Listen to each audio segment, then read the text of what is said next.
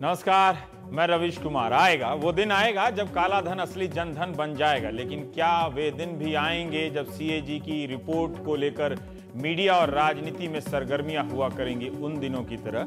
आज दिल्ली में सीएजी के दफ्तर में ऑडिटर्स को संबोधित करते हुए वित्त मंत्री अरुण जेटली ने जो कहा वो नसीहत है या नैतिक सलाह, विद्वान विवेचना करते रहेंगे। वित्त मंत्री जेटली का अंग्रेजी में दिए भाषण का एक छोटा सा हिस्सा हिंदी में अनुदित होकर निम्नलिखित है। वो कह रहे हैं कि सक्रियता और संयम एक ही सिक्के के दो पहलू हैं। उसे यानी महालेखाकार या ऑडिटर को इस बात के प्रति सजग होना चाहिए कि वो उस फैसले की समीक्षा कर रहा है जो लिया जा चुका है, क्या सही प्रक्रिया का पालन हुआ है। उसे हेडलाइंस बनाने की जरूरत नहीं है, उसे सनसनी फैलाने की जरूरत नहीं है, उसे निर्णय लेने की प्रक्रिया की पड़ताल करनी है। उसमें यह क्षमता होनी चाहिए कि वो एक ऐसे संभावित मत जो अब गलत साबित हो चुका है और एक ऐसे मत जो भ्रष्ट है के बीच पहचान कर सके।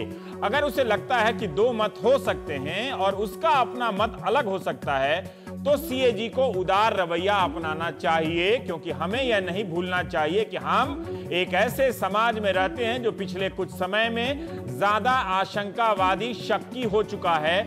इसलिए हमारा काम है कि हम जनमत को यानी भीड़ तंत्र को जनमत को भीड़ तंत्र यानी लिंच मॉब में ना बदलें। इस पर विनोद राय की कोई किताब ना आ जाए, पर बीजेपी और तमाम विपक्ष ने सीएजी की रिपोर्ट के आधार पर ही तो भ्रष्टाचार का मुद्दा गरमाया था, जिसके चलते कोयला और टेलीकॉम कंपनियों के लाइसेंस रद्द हुए, बड़े बड़े उद्योगपति जांच के घेरे में आए और मंत्रियों के इस्तीफे हुए। यूपीए के मंत्री भी तो इसी तरह की दलील दिया करते थे। खैर, आज सुप्रीम कोर्ट में केंद्र सरकार ने 627 लोगों के नाम सीलबंद लिफाफे में सौंप दिया। अदालत ने बिना खोले रजिस्ट्रार को दिया कि एसआईटी को दे दीजिएगा। सरकार ने नामों के अलावा देशों के साथ हुई संधियों के कागजात भी दिए। यह भी बताया कि इनकी जांच का स्टेटस क्या है। नवंबर के आखिर तक इस एसआईटी को इस मामले में एक स्टेटस रिपोर्ट अदालत को देनी है। 31 मार्च 2015 तक जांच और असेसमेंट मूल्यांकन के सभी काम पूरे कर लेने होंगे। एसआईटी इस सूचना को प्रत्यर्पण निदेशालय ईडी और अन्य एजेंसियों से भी साझा करेगी। एसआईटी बताएगी कि क्या इन खाता धारकों ने नियमों का उल्लंघन कर यह पैसा जमा कराया है। कोर्ट ने सरकार से कहा है कि अगर उसे इस मामले में कोई दलील रखनी है तो वो एसआईटी के सामने रख सकती है। अरविंद केजरीवाल की याचिका को स्वीकार नहीं किया गया। प्रशांत भूषण से 3 दिसंबर को आने के लिए कहा गया है। प्रशांत भूषण ने अदालत से अनुमति चाही थी कि वो एसआईटी को 10 लोगों के नाम देना चाहते हैं। अटॉर्नी जनरल ने कोर्ट से कहा कि रिपोर्ट आपको सौंप दी है, आप किसी से भी जांच करा सकते हैं। मुकुल रोहतगी ने बताया कि ये सभी नाम 2006 तक के ही हैं, यानी सरकार के पास कोई नई सूची नहीं थी। ये लिस्ट भी एचएसबीसी के किसी पूर्व कर्मचारी ने चोरी कर फ्रांस को दी थी। क्यों दी थी ये पता नहीं, लेकिन फ्रांस की सरकार ने भारत सरकार को 2011 में ये सौंप दी थी। पर जांच तो इस बात की हो रही है कि इन लोगों ने टैक्स चोरी की है या नहीं। जांच टैक्स चोरी की हो रही है तो क्या इस जांच से काला धन आएगा, यह सवाल है। एनडीटीवी को सूत्रों से पता चला है कि इस सूची के करीब 150 नाम ऐसे हैं इसमें जिन्होंने टैक्स दे दिया है और इसलिए उनके खिलाफ अब कोई कार्रवाई नहीं बनती है। बाकी के ज्यादातर खातों में 40-50 करोड़ रुपए हैं, कुछ में 500 से 1000 करोड़ रुपए हैं, लेकिन वो टैक्स की छूट देने वाले देशों से चल रहे ट्रस्टों के हैं। आयकर विभाग के लिए पता करना मुश्किल है कि इन ट्रस्टों का लाभ किन लोगों को मिल रहा है। अगर पूरी लिस्ट से कर चोरी की कुल रकम निकाली जाए तो वह 1000 करोड़ तक निकलती है, जो जुर्माना लगाकर 3000 करोड़ ही होती है। ये नाम चोरी के हैं, इसलिए बैंक कानूनी रूप से पुष्टि नहीं कर सकते। कार्रवाई के नाम पर आयकर विभाग वाले बस खातेदारों से हलफनामे ले रहे हैं। कुछ खातों में तो पैसे भी नहीं है। तो जितना नेताओं ने बवाल मचाया उतना बड़ा मामला है नहीं, लगता नहीं। लेकिन रामदेव अब भी अपने हिसाब पर कायम है, जिससे आपको 3 लाख रुपए मिलने की उम्मीद नहीं छोड़नी चाहिए। सोशल मीडिया बाबा रामदेव को बहुत दिनों से खोज रहा था, लेकिन बाबा अवतरित हुए असली मीडिया पर यानी टीवी चैनलों के सामने और बयान सुझाव सब दिए। बाबा ने कहा कि जिस गति से काले धन की रिकवरी होनी चाहिए थी उस गति से नहीं हो रही है, जिससे आशंका का माहौल बन रहा है। मैं प्रधानमंत्री मोदी पर शक नहीं कर रहा, लेकिन लोग सवाल पूछ रहे हैं। आप जानते हैं कि कालाधन मुद्दे पर बीजेपी से आश्वासन मिलने के बाद ही बाबा रामदेव ने देश भर में पार्टी के लिए चुनाव प्रचार किया था। बाबा रामदेव ने सरकार को 3 काम करने के सलाह दिए। आज फिर से जिन लोगों ने सलाह नंबर 1, जिन लोगों ने ये काला धन जमा किया हुआ है उनके नाम भी बताने चाहिए और उनसे दाम भी वसूलने चाहिए। सलाह नंबर 2, 50,000 से ज्यादा इल्लीगल अवैध ट्रांजैक्शन की रिपोर्ट सरकार के पास है, उन सब की जांच हो और कालाधन वसूल हो। सलाह नंबर 3, करीब 20 लाख करोड़, इस फिगर पर ध्यान दीजिएगा, इसी से 3 लाख मिलेगा आपको। करीब 20 लाख करोड़ रुपए एफडीआई के माध्यम से हिंदुस्तान आया है, उसमें भी करीब 60 से 80% कालाधन है। ये मैं नहीं, देश के सभी इकोनॉमिस्ट भी मानते हैं, और उसी एफडीआई के माध्यम से, जिसको मैं चाहे काले धन की चाबी बोलता हूं, जिन लोगों ने विदेशी पूंजी निवेश के नाम पर वो पैसा लाया है, उन्हीं के पैसे देश के बाहर यूबीएस से लेकर तमाम एचएसबीसी बैंक में गए हैं। ये बाबा रामदेव का सलाह है, उनकी सलाह। अच्छा ही था कि इस पर बाबा अभी तक चुप ही थे, अब बोल दिया ना कि 50,000 से ज्यादा की रिपोर्ट सरकार के पास है, खोजिए। और एफडीआई से आए पैसों में बड़ा हिस्सा ब्लैक मनी है। यहां तो एफडीआई में आने का बाजार में जश्न मनाया जा रहा है। आज सरकार ने कंस्ट्रक्शन में विदेशी पूंजी निवेश को और आसान बना दिया है। वैसे राम जेठमलानी ने आज की प्रगति पर संतोष व्यक्त किया है और बाबा रामदेव की तरह अन्ना हजारे भी सीन में आ गए। उन्होंने कहा कि लोग जानना चाहते हैं कि कालाधन कब आएगा। इस पूरी बहस में सब उस लोकपाल को भूल से गए हैं जिसके दम पर भ्रष्टाचार को समाप्त किया जा रहा था। प्राइम टाइम में हम बात करेंगे। सुधांशु त्रिवेदी, प्रवक्ता बीजेपी, आएंगे हमारे साथ। प्रशांत भूषण भी, सुप्रीम कोर्ट के वकील, याचिकाकर्ता। विश्वजीत भट्टाचार्य साहब कल कोलकाता से हमारे साथ जुड़े थे, वकील है, पूर्व एडिशनल सॉलिसिटर जनरल हैं, वो आ गए हैं। सत्यव्रत चतुर्वेदी जी आ गए हैं, कांग्रेस के नेता। प्रशांत जी, आप आ गए हैं। पहले तो मैं आपसे ही सवाल जानना चाहता हूं कि जानकारी देने की जिम्मेदारी तो अब एसआईटी पर चली गई और खोजी पत्रकारों की विश्वसनीयता पर अब सब कुछ टिक जाएगा कि वो ईडी वगैरह से कितना निकाल पाते हैं। लेकिन क्या हम ये मान लें कि अब सारा मामला, ये जो पूरा बवाल अभी उठा था, और अच्छा बवाल, सकारात्मक बवाल कुछ नकारात्मक भी होते हैं, पर यह सकारात्मक बवाल है, अब 31 मार्च 2015 तक टल गया, जब जांच और असेसमेंट का काम पूरी तरह से मुकम्मल हो जाएगा, एसआईटी कर लेगी। देखिए, पहली बात तो ये हम लोगों को अच्छी तरह से समझ लेना चाहिए कि ये जितनी भी सूचना अभी तक आई है इस विदेशी बैंकों के खातों की, चाहे वो एचएसबीसी बैंक के की सूची हो, चाहे वो लिक्टनस्टाइन के बैंक की सूची हो, चाहे वो international commission for investigative journalist की सूची हो, ये तीनों सूचियां जो हैं किसी सरकारी माध्यम से, किसी विदेशी देश से नहीं आई हैं। अच्छा। बल्कि ये कुछ विसल ब्लोअर्स ने ये सूचना लीक करी अलग अलग माध्यम से, उसके जरिए हिंदुस्तान के पास आई हैं। आज तक भारत की सरकार ने एक भी नाम, भारत की सरकार ने एक भी नाम किसी विदेशी देश को लिखकर पूछकर अभी तक नहीं मंगाया है किसी हिंदुस्तानी विदेशी खाते में खातेदार का। ठीक है। हमारे पास ये 2005 में United Nations convention against corruption बहुत सारे देशों ने दस्तखत कर दिया, हिंदुस्तान ने भी, स्विट्जरलैंड ने भी, बहुत सारे और देशों ने। उसमें साफ साफ लिखा है कि अगर कोई इल्लीगल अवैध पैसा किसी देश के नागरिक का किसी दूसरे देश के बैंकों में या कहीं पर जमा है तो उसकी सूचना उन देशों को देनी पड़ेगी। इसके लिए हमको कोई डबल टैक्सेशन ट्रीटी की जरूरत नहीं है। ठीक है। हमको सिर्फ ये बताना है कि भाई ये इन लोगों के खाते जो आपके बैंकों में हैं ये अवैध हैं। जी। उसके लिए आपको पहले तो यहाँ पर जो अवैध धन का जो पूरा बाजार खोल दिया गया है, जिसमें कि ये एफडीआई वगैरह के माध्यम से आ रहा है, चाहे वो पार्टिसिपेटरी नोट्स के जरिए आ रहा हो, चाहे वो ऐसे नहीं, वो देश के विकास में आ रहा है इसलिए वो राष्ट्रवादी पैसा है, नहीं उस पर अभी शक नहीं करता, अभी बात भटक जाएगी। इससे पहले कि मैं सुधांशु से आपके बात पे काउंटर लूं, मैं एक सवाल जानना चाहता हूं कि एसआईटी का मैंडेट क्या है? क्या ये मैंडेट सिर्फ उन्हीं खातों की जांच करने तक सीमित है जिन खातों की बात हो रही है, जिन खातेदारों की बात हो रही है, या उसके मैंडेट में, क्योंकि सरकार कई बार कह रही है कि एसआईटी हमने पहले दिन बना दी है, तो हम ये भी जानना चाहते हैं कि कोई एसआईटी से तो पूछ नहीं रहा है कि आपने इतने दिनों तक क्या किया है। थोड़ा हमारे दर्शकों के लिए संक्षेप में इस बार बता दें कि एसआईटी का मैंडेट क्या है? क्या वो एचएसबीसी या एलबीटी जो भी एलजीटी टैक्स है बैंक है उसकी सूचियों तक ही सीमित है या और भी चीजों का पता करना है उन्हें? नहीं, एसआईटी का मैंडेट काफी वाइड है।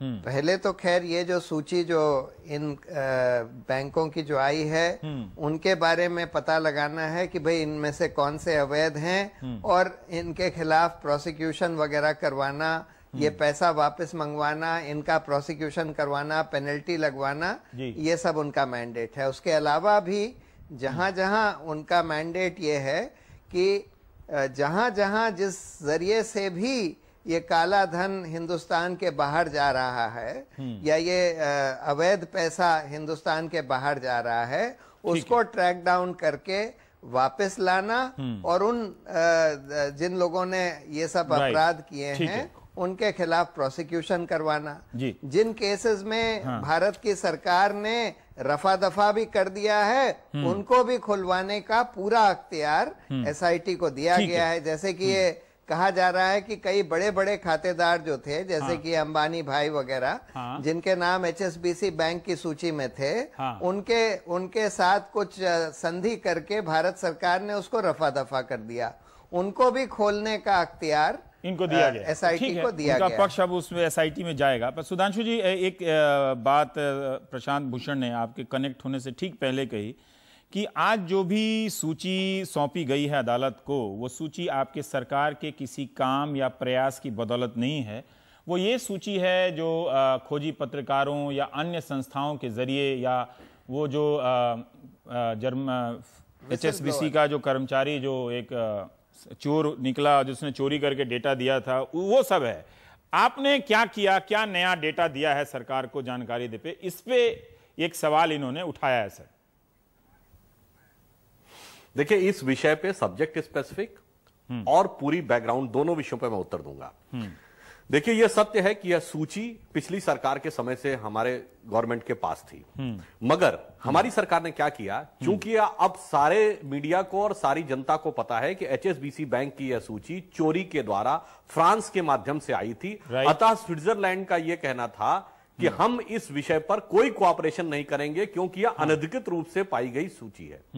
पिछली सरकार के द्वारा कोई प्रयास नहीं हुआ कि उस विषय पर स्विट्जरलैंड को राजी किया जा सके, कम से कम थोड़ा बहुत कोऑपरेशन करने के लिए।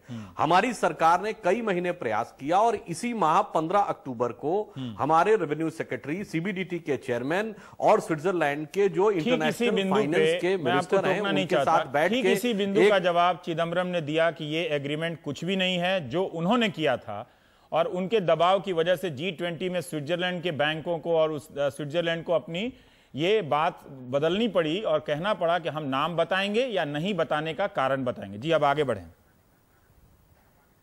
देखिए, बड़ी आश्चर्य की बात है कि जिस सरकार ने अपने कालखंड में एसआईटी का गठन नहीं किया, नवंबर 2013 उस सरकार के नुमाइंदों को 44 सीट मिले, आप आए हैं नई इच्छा शक्ति का प्रदर्शन करने के लिए। आप बताएं कि नया क्या कहे कि मैं बता रहा हूं, हमारी सरकार आने के 5 महीने के बाद हम स्विट्जरलैंड से एक एग्रीमेंट करने में कामयाब हुए और उनको कुछ हद तक कोऑपरेट करने के लिए राजी करने में कामयाब हुए, इसका श्रेय आप लेने का प्रयास करें तो यह बात सिर्फ आधारहीन ही नहीं, वो श्रेय नहीं हास्यास्पद लगती है। नहीं, आपको नया नाम नहीं बताया। अभी प्रशांत भूषण जी ने कहा, सर सुधांशु जी, प्रशांत भूषण ने कहा कि आपने कोई भी नई जानकारी नहीं दी है, ये वही जानकारियां हैं जो पब्लिक डोमेन में इधर उधर से हैं पहले से। और अब तो बाबा रामदेव कह रहे हैं कि जिस गति से काला धन आना चाहिए उस गति से ये आ नहीं रहा है। देखिए, इसमें एक और भी तकनीकी कारण है। जिस प्रकार की तकनीकी और वैधानिक समस्याएं या जटिलताएं बनी हुई थीं, यद्यपि यह मेरी बात आप पूर्वाग्रहग्रस्त मान सकते हैं, पिछली सरकार ने यदि 5 साल में ईमानदारी से प्रयास किया होता तो आज वो जटिलताएं सॉल्व हो चुकी होती। हमें आकर उन जटिलताओं से जूझना पड़ा। मैं एक छोटा सा उदाहरण देता हूं। अभी कोर्ट ने जब जर्मनी ने लिंचेस्टन बैंक की जो सूची दी थी, वो खाता धारकों को देने के लिए कोर्ट ने मई के महीने में कह दिया कि याचिकाकर्ता को वह सूची दे दी जाए। वह सूची मीडिया के डोमेन में आ गई। जून के महीने में जर्मनी की सरकार ने आश्चर्य व्यक्त करते हुए भारत सरकार को पत्र लिखा कि भाई किस रूप से आपका जुडिशियल प्रोसेस के थ्रू या पब्लिक डोमेन में आ गई बगैर प्रोसिक्यूशन पूरा किए हुए, यह हमारे इंटरप्रिटेशन के विरुद्ध है। गोपनीयता के, इसलिए इसका हम भी आपसे काउंटर कोऑपरेट है नहीं सुधांशु जी, करेंगे। अब इसका हमें भी उसके लिए काउंटर तैयार जेठमलानी करना जैसे पड़ा। वकीलों ने दिया है कि जर्मनी ने जब ये सूची दी थी तब किसी भी प्रकार की शर्त भारत से उम्मीद नहीं की थी, शर्त की कि आप इसके बदले में ये नहीं दिखाएंगे, ये सूची आपको सौंप दी गई थी। मैं ये सवाल पूछ रहा हूं कि बाबा रामदेव कहते हैं कि 50,000 खातों के लिस्ट, पत्र क्यों लिखा है भारत सरकार को? 50, हम फिर बहस में वहीं घूम जाएंगे क्योंकि ये बहस लगातार चल रही है इस बिंदु पे। 50,000 लिस्ट सरकार के पास है। ये बाबा रामदेव जो सरकार समर्थक हैं, जिन्होंने सरकार बनाने में बहुत महत्वपूर्ण भूमिका निभाई है, 50,000 लिस्ट में क्या जांच हुआ, क्या बताने की स्थिति में वो बताइए। मैं ये जानना चाहता हूं कि कोई नया नाम क्या आप पेश कर सके हैं इन तमाम प्रयासों के बावजूद? ये दो सवाल का छोटे में जवाब दे दीजिए सर। देखिए, ये जो प्रश्न आप कर रहे हैं, हाँ, नामों की क्या स्थिति है, या तो एसआईटी का कोई व्यक्ति बता सकता है, या वित्त मंत्रालय के वो लोग जो कि एसआईटी के साथ सहयोग कर रहे हैं।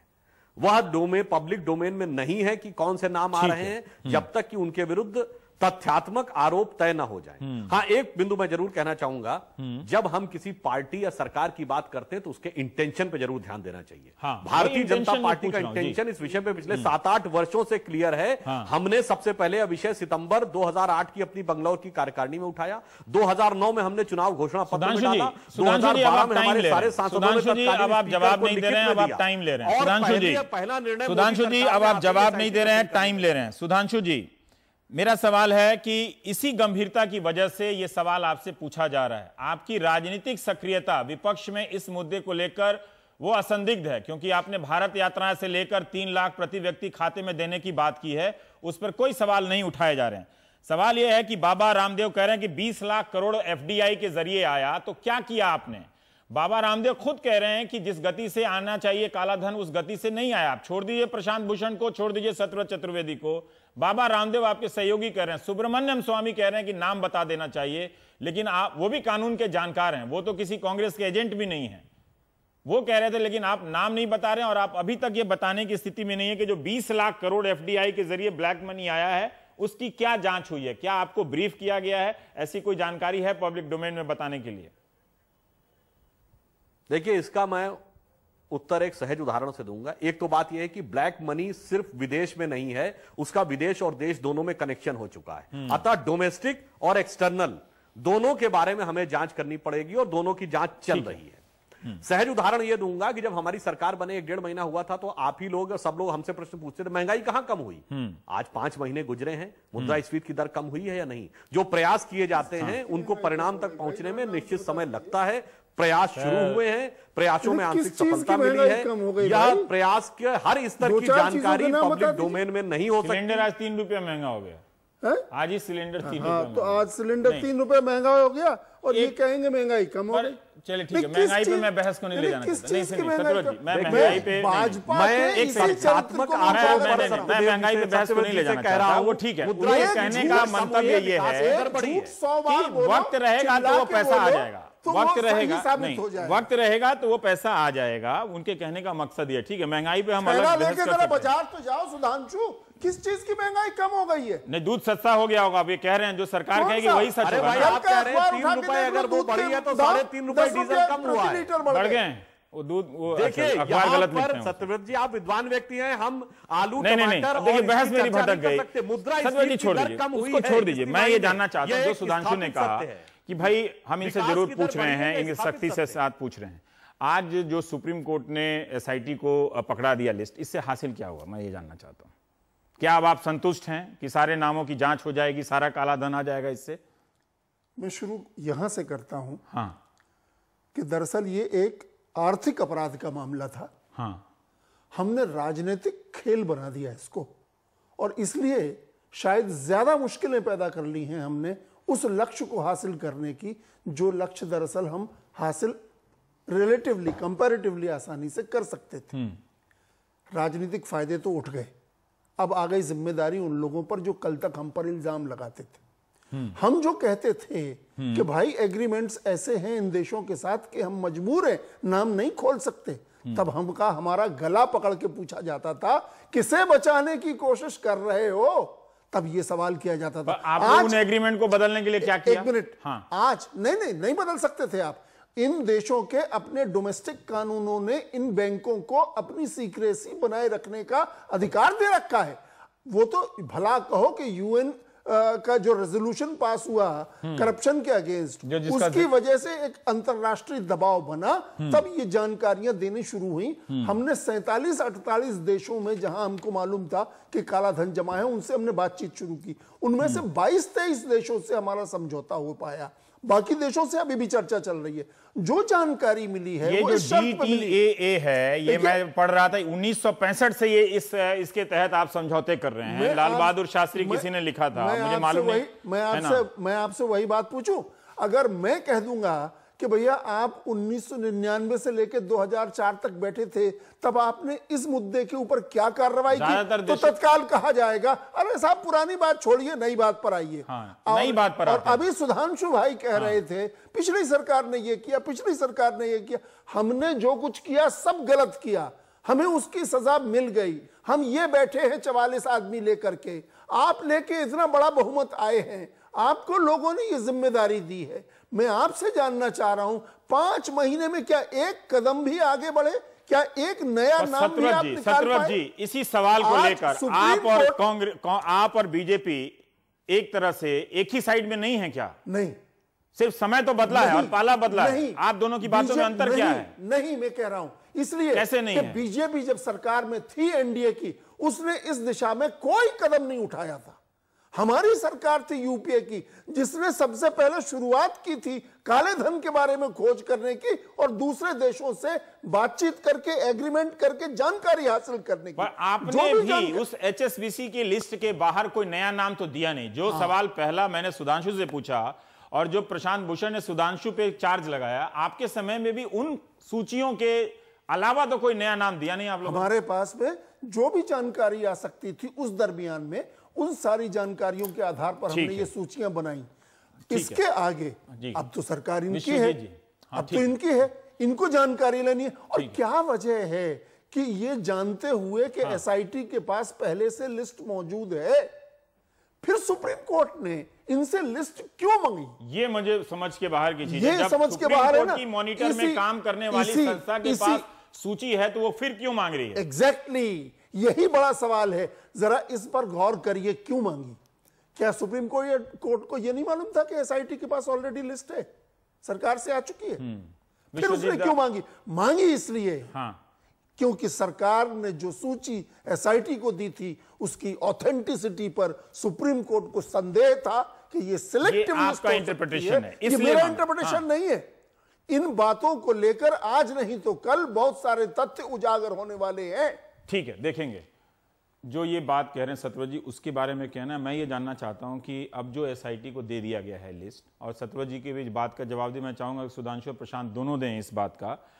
क्या अब एसआईटी पूरी तरह से अब इक्विप्ड हो गई है, उसके पास सारी चीजें आ गई हैं? आप कल इस प्राइम टाइम में कह रहे थे मंगलवार को कि इन्फोर्समेंट डायरेक्टरेट, प्रत्यर्पण निदेशालय जो है वो उसकी भूमिका जब तक नहीं आएगी वो काला धन वापस नहीं आएगा, पर पैसा नहीं आएगा। पर कोर्ट ने कहा है, कोर्ट ने कहा कि एसआईटी अब ईडी से साझा कर सकती है। मतलब अब ईडी और अन्य जांच एजेंसियों से साझा कर सकती है। मतलब एक कदम तो आगे बढ़ा है मामला, एक कदम आगे बढ़ा है रवीश कुमार जी। इसमें 2 मुद्दा है।